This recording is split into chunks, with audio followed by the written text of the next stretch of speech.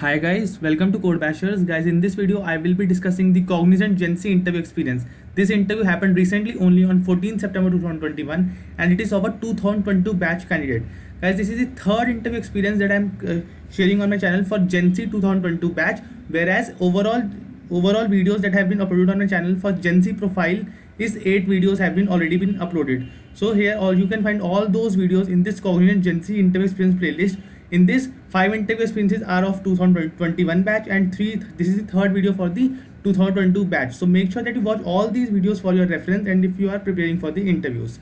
So guys, if you are new to this channel, make sure that you subscribe it as well as join my Telegram groups also, as I am posting regular updates on different companies which are hiring as well as the questions which are getting asked in them. All the links of the Telegram groups are given in the description box and I will give you the link of this playlist of Gen Z interview experience in the I button as well as in the description box. So guys, now let's start this video, and before starting the video, please hit the like button as well as the subscribe button for this channel. The date of the interview was 14 September 2021. The branch of my friend is ECE. The duration of the entire interview was 25 minutes. And guys, this was the basic, entire interview experience was basic. If you will watch this video till the end, you will find that all the questions that are asked in this interview are basic and they have all been covered in previous videos of interview experience as well. So make sure if you are preparing for such interviews, make sure to watch all the interview experiences related to that profile on my channel.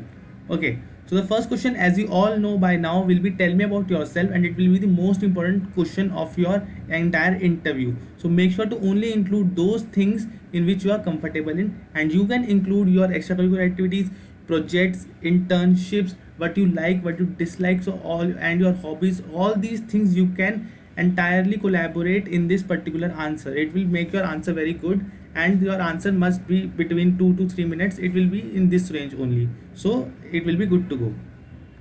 Next question was explain the OOPS concept, and guys, this question is the is most commonly asked OOPS question. Whenever questions from OOPS will be asked, this will be the first question that will be asked from you. If in 10 interviews this question is getting OOPS is getting asked, then in 10 interviews this particular question will be asked, that is the what are the features of OOPS, what are OOPS concepts. So for this particular reason only, I have made a separate video in which I have discussed every you can say pillar of the OOPS in detail. I will give the link of that video in the I button, so make sure to visit that video and watch how you can explain these concepts to the interviewer with the help of the real life examples. Okay, next was what is the difference between overloading and overriding. So we all know that what is method overloading. Method overloading is used to increase the readability of the program, whereas method overriding is used to provide the specific implementation of the method that is already provided by its superclass. So we know that, see, method overriding only takes place when inheritance takes place. So therefore, if a particular function in parent class is doing something else, then it is not necessary that when we inherit that class, then the same method will do the same function in the child class also. So in child class, the implementation of that method can change. Now this is known as method overriding. And method overloading, we all know that we can declare 2-3 methods with same name but different arguments.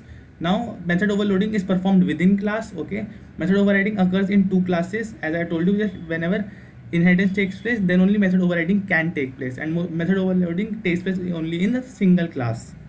Okay, in case of method overloading, parameter must be different. So I have told you that because name is same, so how will compiler decide that which function to call? So therefore it decides on the basis of parameters.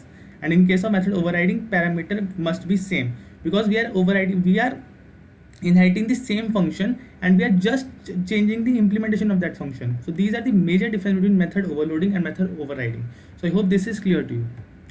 Okay, next is explain your project. Again, in every interview you will have to explain your project. Well, it does not depend what is the package of that interview, package of that company. So in every interview this question is again important, and what all things you can include while explaining your project are given. These, that is what your project does, what is the basic idea of your project, what technology stack you have used in your project, what was your motivation behind this project, what are the challenges you faced while doing the project, how you overcome those challenges, and in the end your role in the project. So these questions can be asked separately from your project only. So make sure to prepare all these questions for all the projects that you have mentioned in the resume, because interviewer can ask you to explain any of the projects you have mentioned in the resume.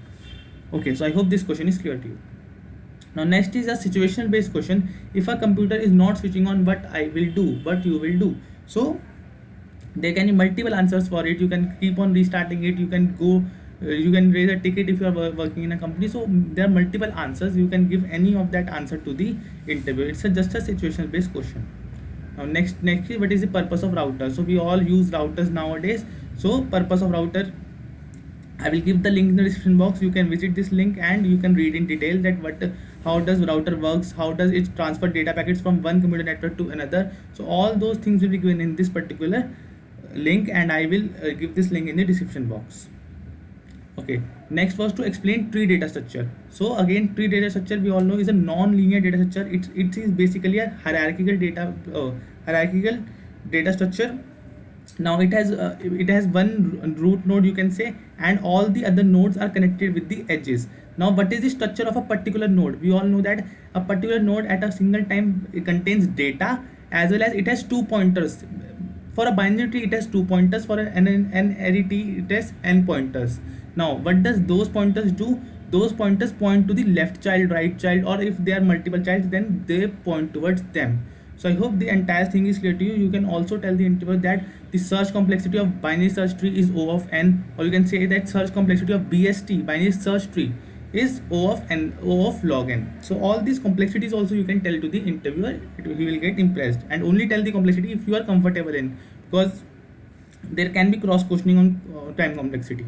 Okay. Now the next questions were the three aptitude questions related to time, probability, age, and they were all the basic questions which were asked. So again, I have covered in Gen Z interview experiences also on my channel, as well as in Gen Z Elevate interview experiences also on my channel. In all those interviews, the probability questions, the aptitude questions are getting asked. So make sure to prepare basics of aptitude for every particular topic, like time, probability, age, mixtures. So all these topics you can prepare, but just the basics, because in interview they are just checking your presence of mind. And if in a particular interview aptitude questions can be asked, and in a particular interview your puzzles question can also be asked, and all the puzzles questions I have told you earlier also are present on Geeks for Geeks. There are around 40 to 50 puzzle questions. You can read them, and all the puzzle questions that can be asked in an interview will be from there only. Okay, so I hope this question is clear to you. These are generally for checking your presence of mind, or you can say your basic mathematical skills. Okay, now next question was, tell me something about the new age technology. So guys, again it's a very common question, because we have been in a pandemic, or you can say we have been at our homes since it has been one and a half years. So how we have utilized our time, since we are IT professionals, how we have utilized our time. So what all technologies we have used. You can say that many of you I know are generally doing AI, ML, IoT. So all these things you can include. You can tell that you have done certifications, you have done this project, how you have implemented this project, what was your idea behind that implementation. You have done hands-on experience. All these things you can include under this particular thing. Okay. Now next is what you know about Cognizant. So again, if you are giving interview of any particular company, you must find out the recent 2 to 3 facts about that company and how that company is working.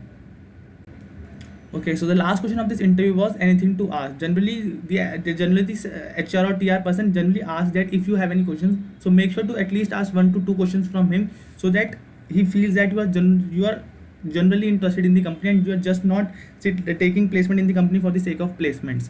So ask anything you can ask from the interview. You can ask that what will be your role in the organization, what technologies you will learn, what all projects you will be working on. All these things you can ask from the TR, and he will be giving you answers for your query. So guys, these were all the questions which were asked from this candidate. I hope this interview experience helps you in preparing for your interview, and if you want to share your interview experience, then I will give the link in the description box. Please contact me and share your interview experience, so that I can share it among all the others. So guys, thank you for watching it, and make sure to subscribe this channel and join all the Telegram groups that are given in the description box. Thank you for watching it.